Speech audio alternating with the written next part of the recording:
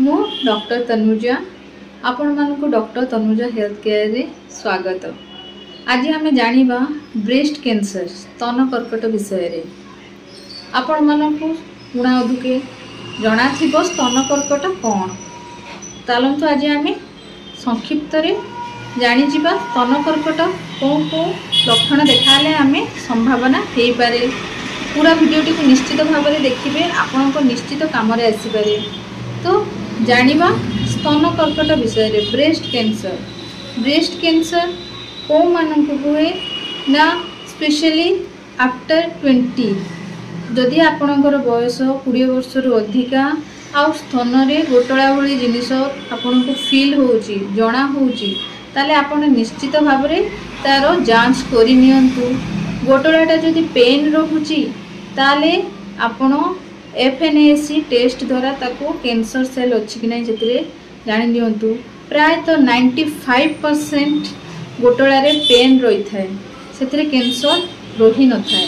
किंतु गोटलारे जदि पेन नाही टच कले पेन हो नाही आ बहुत दिन धरिक अच्छी ताले आपण निश्चित भाव में डॉक्टर को परामर्श नियंतु।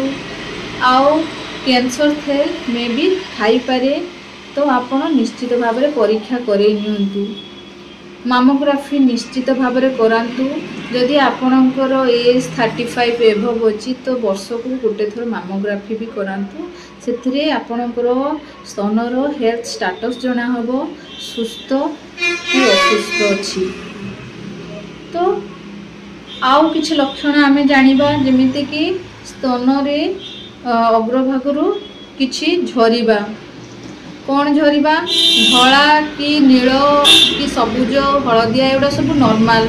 किंतु जदि स्तन रेड कलर लाल रंगर किछि झरुची रक्त भली ताले सेटा स्तन कर्कटर लक्षण। आपण संगे संगे डॉक्टर को परामर्श नियंतु।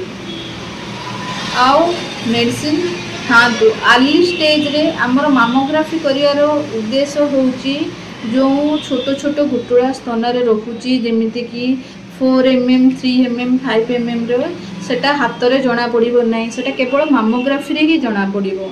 तो मामोग्राफी रे आमे जानिले जदि कैंसर सेल सेतरे रहुची ताले 98% चांसेस प्राइम स्टेज रे कैंसर भलो होई जिबारो। तो आसंतु आदि आमे सचेतन हबा और आमर निज निज स्तन केमिति अवस्था रे अछि आमे चेक करिबा।